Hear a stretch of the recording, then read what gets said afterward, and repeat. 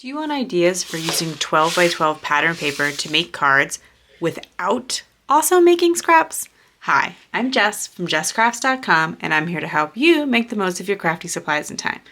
So let's get making. Today I'm going to show you how to turn one piece of 12 by 12 paper into 6 A2 size cards without any pattern paper scraps. We'll use the entire piece of 12 by 12 paper. I'm going to work with some Snow Much Fun paper from Doodlebug Designs. We're getting towards the end of winter, I guess, but it's still plenty cold here. We still have snow expected, and I want to use these cute little critters. I like that there's a winter collection from Doodlebug as opposed to just Christmas because I can use it for a little bit longer.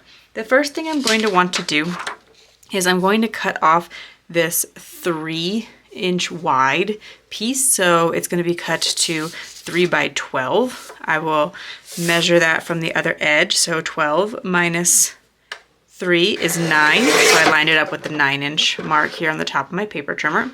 And then this gets cut into a bunch of 3 by 2-inch rectangles. So then I just keep subtracting 2. So 10, then 8, 6, counting backwards by 2, till I get all the pieces that I need. And then I'm going to cut the next section. So this here asks, this is double-sided paper, by the way. So you see there's the cute little critters, but I'm also going to be using these snowflakes on the back. The next bit, we're going to need some really narrow strips here. So that's the next thing I'm going to cut. I'm going to pull back 1/2 inch to 11.5 here on my paper trimmer. And then again to 11 inches. And that will create those 2 1/2-inch strips. These will be cut to 3 inches wide. So it's currently 9 inches long, 6, and 3. I'll do that with that other piece. The final thing that we need to do is cut this 9-inch section. It's 9 by currently 11, and we are going to cut it to 1-inch strips and then take each of those 1-inch strips and cut it in half, which will be at 5.5. So I'll show you one here. So we're at 9. I'm going to bring it to 8. I have a strip that is 1 inch wide by 11 inches long. We cut it to 5.5. Now, if me saying all of these measurements is making your head swirl, don't worry. This template that I showed you, this piece of paper, you can download this and either bring it up on your iPad, your tablet, whatever you like to work with, in your craft room, or you can print it out. And so the very first link in the video description brings you to where you can download this template.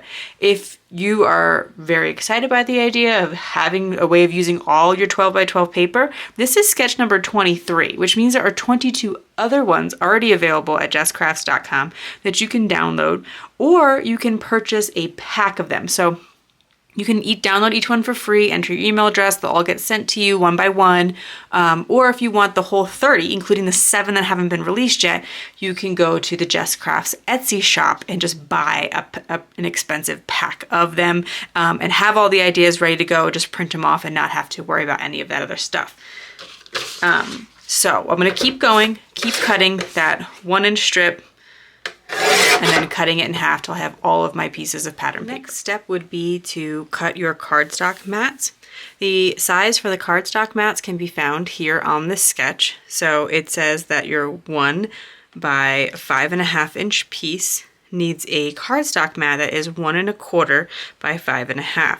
Now these are pretty easy to cut out of 8.5 by 11 paper because you can cut the 11-inch side in half and it'll give you the 5.5-inch that you need, and then you just cut them to 1 1/4, and it gives you a little border on each side of your paper strip.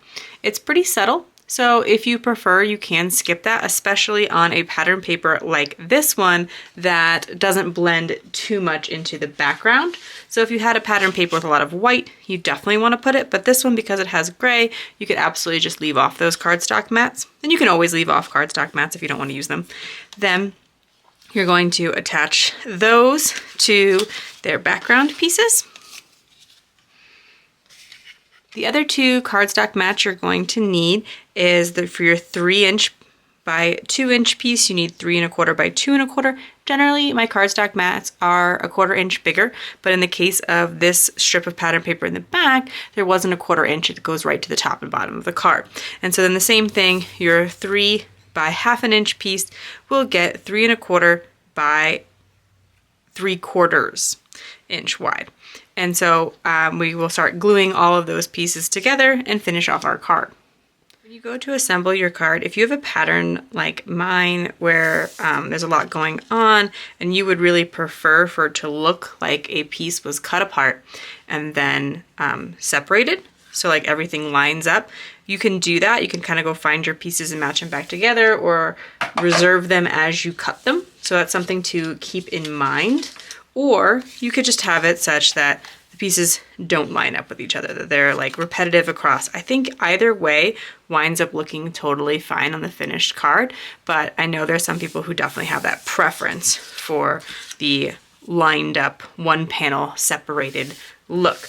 On something like if I were to use the backside instead, these snowflakes, it's so much less noticeable in my opinion if they do line up or not. And so if I was using a pattern like that, I wouldn't even worry about it. And then I will add my adhesive to the back of all of these and to the back of the other pieces as well, and adhere them to the pieces of the cardstock cut according to the sketch and template. When assembling a card like this, where there's not a lot of extra wiggle room in particular, I do try to place my centerpiece down first, which is this one with the polar bear on top. And then my mat does show me where the center of my card is, and I can line things up with the grid marks on my mat. If you don't have that, you can always just take a ruler, but once I have that perfectly centered, then I just kind of eyeball it. Of course, you can continue to use the grid lines, especially if you have like smaller grid lines. Some mats come with a 1/4 inch, and then line up the other side as well. Occasionally, when you do a project like this where it's supposed to be perfectly even on the bottom, sometimes the paper will hang off a little bit, and that's just because there's variations in cardstock and paper size. So your card base might be just a tiny bit less than 5.5, or you may have accidentally cut your cardstock a tiny bit more than 5.5 because every time we place it down the measurement, if we go to the one side of the line or the other side of the line on our measuring board, it makes a very small difference. And those things you can just, at this point, clean up with a pair of scissors or your paper trimmer if anything was hanging off there. And then when I go for the sentiment here, I want to kind of know what it's going to look like because I think I want to stamp directly on this snowflake paper, but I'm not sure I'll get a great result. So how I test something like that is I know I'm not using the snowflake side of this paper. This is what I'm going to be using for a strip. So I can do all of my testing on this. I have this stamp set from Fawn. It's one of their like little tiny 3 by 4 inch stamp sets, and it's called Snow One Like You. I really wanted to be able to stamp There's Snow One Like You because I thought it was cute to tie in the winter cards, but it doesn't fit. So I'm just going to use the sentiment Snow One Like You. It's a brand new stamp. I have this tool. It's from an Etsy shop, and I'll link it. It has a little piece of leather here, and sometimes it helps to condition the stamp, get some of that like residue off. There's other ways that you can do that as well, and you can also just use a chunk of leather, but it's kind of a pretty fun tool. So it's something that I haven't, like it's cute to have on your desk is what I mean by that. But it's something that I don't necessarily show a lot in videos, but something that I use often when I have a new stamp. Because now that I have it, and it does work and help me. I did a little review on it as well if you're interested, so I'll try to remember to link that. I have the Fawn Rainforest ink, and I'm hoping that it will be dark enough to be readable, but it will still give me like a tone on tone on tone background. So I think that actually is very readable. It's just one level darker than either of the two blues in the background, and I personally enjoy that look. So I can feel more confident bringing it to my strip here. The reason I wouldn't stamp on this is if I didn't like it, this is a no scrap template, which means I don't have any extras. So it's important for me to consider that kind of thing. And then we'll just use our stamp block. And you see I get a great impression with the stamp block. I don't have to pull out the MISTI for all this. I like my MISTI. It has its purposes, but often for small things, I just want to use a stamp block. It's so much faster. So, Snow One Like You. Hopefully the missing word doesn't matter too much, and people kind of will still get to the intent of the sentiment. And then I picked up these Doodle-Pops. I'm not always a big fan of Doodle-Pops because they can be kind of expensive for a single card, but if you have a special card to send someone, I think they're great. This one though, the Sweet Snowbirds, had 5, and there's another one, I want to say might be penguins or snowmen. Another one that has a lot, that it wasn't in stock when I purchased this collection, but I do think they are a really cute, fun embellishment. They really add a lot to your card. They're quite dimensional, and so they can be fun to use from time to time. But if you use one of these smaller ones, you can get a little more bang for your buck in the sense that I can put one of these on 5 of the 6 cards. And so I'm getting quite a lot instead of just a single embellishment, but they are really cute, even just for the single ones, especially if you have like a card to send to a very special person.